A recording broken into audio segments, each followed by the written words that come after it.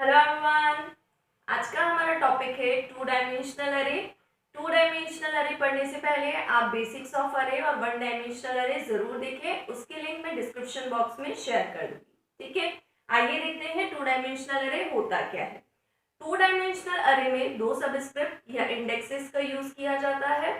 पहला रो को डिफाइन करता है या रो की साइज को डिफाइन करता है, और सेकेंड सबस्क्रिप्ट कॉलम की साइज को डिफाइन करता है, ठीक है। डिक्लेयर कैसे करते हैं अरे को? आप डेटा टाइप लिखें, इंटीजर, फ्लोट, कैरेक्टर जो आपको लिखना है। अरे का नाम लिखें, पहले सबस्क्रिप्ट या रो का साइज दें, और सेकंड कॉलम का जो भी आपको साइज देना आप वो दे सकते हैं, ठीक है। एग्जांपल से देखते हैं। डेटा टाइप आप आईएनटी ले लें। यहाँ आप मैट्रिक्स अरे का नाम लिया हुआ है, रो की साइज यहाँ पर 3 है और कॉलम की साइज यहाँ पर 2 है, मतलब 3/2 का ये जो साइज है ये 3/2 है, ठीक है। देन इनिशियलाइजेशन क्या होता है? तो अरे का इनिशियलाइजेशन हमने बेसिक्स में पढ़ा है, दो टाइप का होता है। कंपाइल टाइम इनिशियलाइजेशन भी होता है और रन टाइम इनिशियलाइजेशन भी होता है। हमने यहाँ पर कंपाइल टाइम इनिशियलाइजेशन शो किया हुआ है। क्या करना है? आपको डेटा टाइप लिखना है, मैट्रिक्स का नाम लिखना है, आपने जो साइज लेनी है वो लिखना है, इक्वल्स टू करके करली ब्रेसेस में आप उतनी वैल्यूज पास कर दीजिए जितनी साइज का आपका मैट्रिक्स है ना, मतलब row multiplied by column equals to number of elements जो आपके मैट्रिक्स में पुट होने वाले हैं। यहाँ पर 3x2 का मैट्रिक्स दिया हुआ है, तो टोटल नंबर ऑफ एलिमेंट्स कितने हो जाएंगे? 6, ठीक है। अब ये हुआ पहला तरीका इनिशियलाइज करने का, कंपाइल टाइम पर इनिशियलाइज करने का। और देखिए यहाँ पर ये दूसरा तरीका है, कंपाइल टाइम पे ही इसको इस तरीके से भी इनिशियलाइज किया जा सकता है, ठीक है। कैसे? यहाँ पर हमने डेटा टाइप ले लिया, अरे का नाम ले लिया, यहाँ साइज ले ली रो और कॉलम की, और यहाँ ध्यान से देखिए, ठीक है। क्या किया हुआ है हमने यहाँ पर? करली ब्रेसेस के अंदर फर्दर हमने करली ब्रेसेस लिए हुए हैं, जहां पर जो पहला है वो फर्स्ट रो को डिफाइन करेगा, मतलब फर्स्ट रो में 2 एलिमेंट्स है, ठीक है। ये सेकंड रो को डिफाइन करेगा और ये थर्ड रो को डिफाइन करेगा। और आप यहाँ देखिए, यहाँ एलिमेंट्स कितने दे रखे हैं? रो या रो की साइज क्या दे रखी है? 3, ठीक है। तो आप ऐसे भी पास कर सकते हैं, ठीक है। आप ऐसे भी पास कर सकते हैं।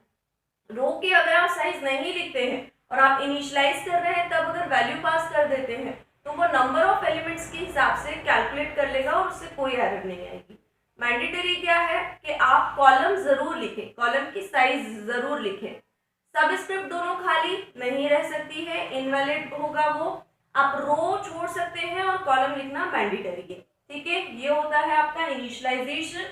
कंपाइल टाइम इनिशियलाइजेशन ऐसे करते हैं और रन टाइम इनिशियलाइजेशन ऐसे होता है, ये हमने प्रीवियस लेक्चर में भी पढ़ा था, ठीक है। चलिए हम देखते हैं कि टू डायमेंशन अरे में इंडेक्सेस जो होती है उन्हें मैट्रिक्स फॉर्म में स्टोरेज कैसे किया जाता है या कैसे अलोकेट किया जाता है, ठीक है। तो हम देखते हैं कि स्टोरेज अलोकेशन होता क्या है। सबसे पहले आप देखिए कि हमने एग्जांपल में ले लिया है कि ए नाम का अरे है जिसका साइज लिया है हमने, रो 2 है और कॉलम कितने हैं? 3। तो 2x3 का हमने ले लिया है जिसमें 2 रो है और 3 क्या है हमारे पास? कॉलम। इंडेक्सेस हमेशा शुरू होती है 0 से, तो 2 रो है तो 0 से स्टार्ट होगी, तो 0 और 1 हो जाएगा। और कॉलम कितने हैं? 3 कॉलम है, तो 0 से शुरू हुआ तो 0, 1 और 2, ठीक है। ये कॉलम हो गए। अब आपको क्या करना है? नंबर ऑफ एलिमेंट्स पुट करने। तो आपने फर्स्ट पुट किया, सेकंड, थर्ड, फोर्थ, फिफ्थ और सिक्स्थ। अभी मैंने बताया था कि दोनों के मल्टीप्लीकेशन इक्वल्स टू आप नंबर ऑफ एलिमेंट्स पुट कर सकते हैं, तो आपने 6 एलिमेंट पुट कर दिए, ठीक है। अब जब हम स्टोरेज अलोकेशन की बात करते हैं तो इंडेक्स या जो अरे होता है वो काम कैसे करता है, ध्यान से देखिएगा आप लोग। मैट्रिक्स में हमेशा आपको थोड़ा सा सेल का कंसेप्ट पता होना चाहिए। सपोज अगर आपको ये 2 कहाँ पर स्टोर हुआ है ये अगर आपको देखना है, तो आप यहाँ ध्यान से देखिए 2 कहाँ स्टोर हुआ है? 0 वाला रो है और 0 वाला कॉलम है, ठीक है। तो आप कैसे बनाएंगे? ये कितने एलिमेंट? 3 कॉलम है आपके पास और 2 क्या है आपके पास? रो है। अरे का नाम क्या है? ए, ठीक है। तो पहला जो है वो कहाँ पर है? रो कौन सा है? पहला 0 पर, और सेकेंड वाला जो कॉलम है इसका वो भी क्या है? 0। तो फर्स्ट वाले एलिमेंट का जो एड्रेस होगा वो क्या हो जाएगा? ए 0 0 पर है। आपको सेल एड्रेस हमेशा ध्यान रखना है, और बहुत आसान भी। अगर आपको 8 का देखना है तो आप क्या देखेंगे? 0 वाली रो में है और फर्स्ट वाले कॉलम में है, तो आप कैसे लिखेंगे? ए 0 वाली रो में है और कौन से कॉलम में है? फर्स्ट वाले कॉलम में है। वैसे ही आप ये 7 वाले एलिमेंट को देखेंगे तो आप ध्यान दीजिए 0 वाले रो पे है और सेकंड वाले कॉलम पर है, तो एड्रेस क्या हो जाएगा, 0 वाले रो पर है और सेकंड वाले कॉलम पे। ठीक है, ऐसे ही हम फर्स्ट रो का बना लेते हैं। यहाँ पर अगर हम 6 एलिमेंट की बात करें तो क्या होगा, फर्स्ट वाले रो में होगा और 0 वाले कॉलम में होगा, तो एड्रेस क्या बनेगा, रो के लिए 1 और कॉलम के लिए क्या बनेगा, 0 वाले कॉलम में है। ऐसे ही आगे हम बनाएंगे तो ये फर्स्ट वाले फोर्थ के लिए 4 नंबर वाले एलिमेंट के लिए ये फर्स्ट रो में है और फर्स्ट ही कॉलम में है, तो फर्स्ट ही रो में है और फर्स्ट ही कॉलम में। ऐसे ही हम थर्ड वाली वैल्यू के लिए देखेंगे तो 1 वाली रो में है और 2 वाले कॉलम में है। ठीक है, तो 1 वाले रो में है और 2 वाले कॉलम में है। ये होता है आपके इंडेक्सेस का एड्रेस। ठीक है, हम एक प्रोग्राम देख लेते हैं 2 डायमेंशन अरे की मदद से, जहां पर हम देखेंगे कि दो मैट्रिक्स के बीच में एडिशन कैसे परफॉर्म किया जाता है। नॉर्मल एडिशन की बात करें तो नॉर्मल एडिशन परफॉर्म करने के लिए हमें 3 वेरिएबल्स की जरूरत पड़ती है। सिंपल अगर बात करूं, एक एडिशन का लॉजिक जो होता है वो ये लॉजिक होता है। यहीं से अगर हमें मैट्रिक्स का एडिशन सॉल्व करना है तो मैट्रिक्स का एडिशन भी ऐसे ही सॉल्व होगा, बस यहाँ पर ये क्या है, सिंपल वेरिएबल्स है और यहाँ पर हम अरे टाइप के वेरिएबल ले लेंगे और कोई चेंज नहीं है। ठीक है, पहली चीज। दूसरी, आप जब अरे लेंगे तो हमने प्रोग्राम में ये कराया है, पहले आप जो फर्स्ट अरे लेंगे उसकी वैल्यू इनपुट करवा लें या फर्स्ट मैट्रिक्स की वैल्यू इनपुट करवा लें, देन सेकेंड जो आपने अरे लिया है उसकी वैल्यू इनपुट करवा लें, और थर्ड पार्ट में हम क्या करेंगे, ये दोनों अरे से जो भी वैल्यू या जो भी एलिमेंट हमने एंटर कराया है इन दोनों को एडिशन, मल्टीप्लिकेशन, सब्सट्रैक्शन, डिवाइड जो आपको इन दोनों मैट्रिक्स के बीच में करना है आप वो ऑपरेशन परफॉर्म करें और मैट्रिक्स को प्रिंट करवा लें। ठीक है, आइए देखते हैं प्रोग्राम में। सबसे पहले अगर हम देखें तो हमने कितने वेरिएबल्स लिए हैं यहाँ पर, 3। कितने टाइप के, इंटीजर टाइप के हैं और तीनों हमने 2 डायमेंशनल अरे लिए हुए हैं। ठीक है, आपको समझ में आ रहा होगा।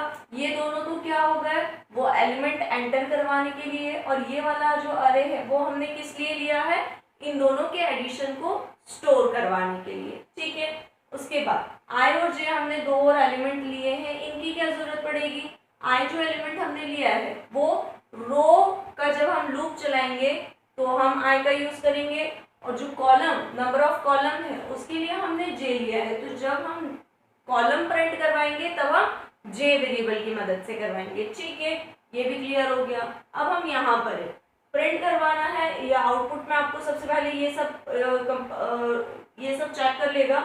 उसके बाद जब ये इस लाइन पर आएगा तो आपको आएगा एंटर द एलिमेंट इन अरे, तो आपको हम अपन यहाँ एक आउटपुट सा बना लेते हैं। आपको ये लाइन लिखी हुई आ जाएगी, एंटर द एलिमेंट्स इन अरे। ठीक है, सबसे पहले हम एंटर करवाएंगे एलिमेंट और फिर वो एलिमेंट्स जो भी होंगे वो एंटर होने के बाद एडिशन परफॉर्म करेंगे। ठीक है, एंटर करा लेते हैं। आप ध्यान दीजिएगा ये जो है, ठीक है, ये इतना पार्ट जो है इससे हम देखिए स्कैनएफ करवा रहे हैं, अगर आपको ध्यान दे पा रहे हैं आप। ठीक है, क्या कर रहे हैं हम, इससे सिर्फ इनपुट करवा रहे हैं अभी फर्स्ट मैट्रिक्स, कौन सा वाला, ए वाला, मतलब ए वाले मैट्रिक्स में कितने एलिमेंट इंसर्ट होंगे तो आप यहाँ देखकर बता सकते हैं 2 क्रॉस 3 का, मतलब 2 रो होगी और कितने 3 कॉलम्स होंगे, मतलब 6 एलिमेंट आप इंसर्ट करेंगे। इतनी बात क्लियर है। अब मैं आपको लूप बताती हूँ कि लूप काम कैसे करता है। ठीक है, फोर लूप में जाएगा i = 0 से शुरू होगा। ठीक है, कहाँ तक जाएगा, <2 तक जाएगा और इंक्रीमेंट करेगा। तो हम चेक कर लेते हैं i = 0 है तो 0 क्या छोटा है 2 से, हाँ छोटा है, लूप के अंदर आ जाएगा। फिर क्या होगा, j = 0 है, कंडीशन है j क्या छोटा है 3 से, तो j मतलब 0 दे रखा है, छोटा है क्या 3 से, हाँ छोटा है, और इंक्रीमेंट हो जाएगा। कंडीशन ट्रू है तो इस फोर लूप के अंदर आएगा। स्कैनएफ से क्या होता है, हम एंटर करवा पाते हैं। रन टाइम इनिशियलाइजेशन है ये अरे का स्कैनएफ की मदद से।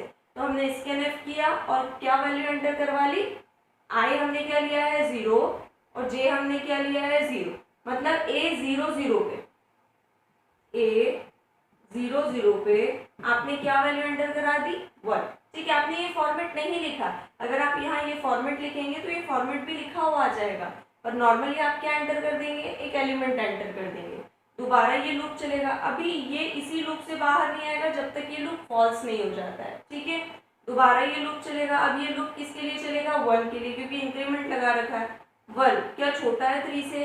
हाँ छोटा है। दोबारा स्कैनएफ करेगा। अब जब स्कैनएफ करेगा तो i तो 0 ही है, पर j क्या हो गया हमारा 1, तो यहाँ पर j क्या हो जाएगा 1। मतलब ये 0 और 1 के लिए क्या करेगा? दूसरी वैल्यू इनपुट कराएगा। तो a ये तो i 0 ही है और j क्या हो गया 1, हमने दूसरी वैल्यू इनपुट करा दी। ऐसे ही ये दोबारा चलेगा। अब क्या हो जाएगी? j की वैल्यू 2 हो जाएगी। तो 2 क्या छोटा है 3 से? हाँ छोटा है। दोबारा स्कैनएफ करेगा।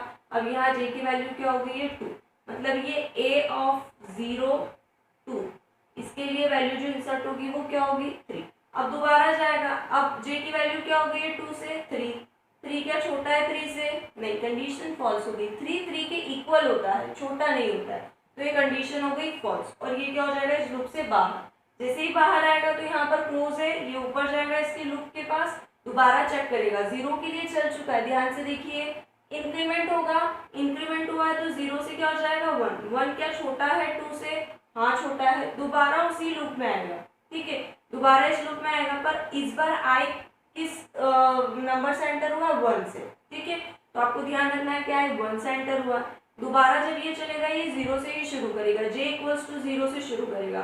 तो दोबारा देखेगा क्या 0 छोटा है 3 से? हाँ छोटा है। दोबारा स्कैनएफ होगा, पर अब जब आप यहाँ i की वैल्यू लेंगे ये 0 नहीं होगी और ये क्या होगी 1, क्योंकि आप इस बार i की वैल्यू कहाँ से एंटर हुए हैं?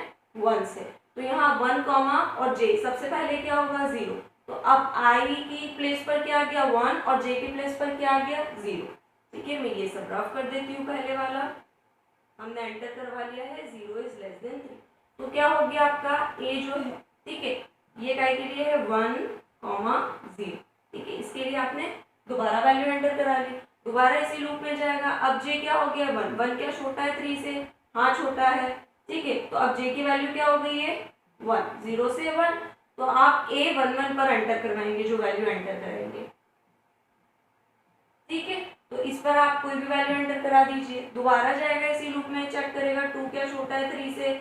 हाँ छोटा है। दोबारा यहाँ आएगा। अब j की वैल्यू आप यहाँ ध्यान दीजिए क्या हो गई है 1 से 2, तो ये 1 और 2 पर स्टोर करेगा उस एलिमेंट को, 1 कॉमा 2 पर। आपने कोई भी एलिमेंट की वैल्यू आप डाल सकते हैं। दोबारा जाएगा इसी लूप में, 3 क्या छोटा है 3 से? दोबारा चेक करेगा तो ये कंडीशन क्या हो जाएगी फॉल्स। जैसे ही ये कंडीशन फॉल्स होगी ये कहाँ चला जाएगा? दोबारा ऊपर, ठीक है।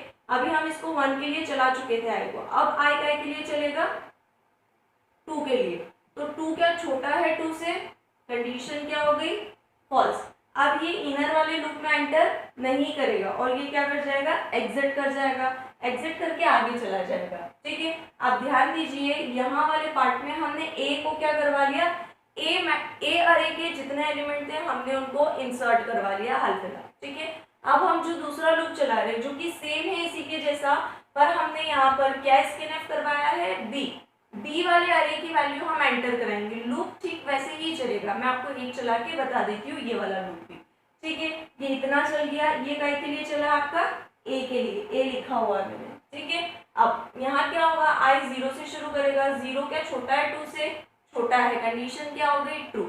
अंदर वाले लूप में जाएगा, j इक्वल्स टू 0 से शुरू हो रहा है, कंडीशन चेक करेगा 0 क्या छोटा है 3 से? हाँ छोटा है। क्या स्टेटमेंट एग्जीक्यूट हो जाएगा, एंटर करने देगा वो b के अंदर i और j। i सबसे पहले क्या रहेगा आपका 0, तो i क्या हो जाएगा आपका यहाँ पर 0 और j भी आपका क्या है 0, तो b 0 0 पर फर्स्ट एलिमेंट आप इंसर्ट करेंगे, तो b 0 0 और आप कोई भी एलिमेंट इंसर्ट करा दीजिए, मैं ऑर्डर में ले रही हूँ तो एडिशन करने में आसानी रहेगी।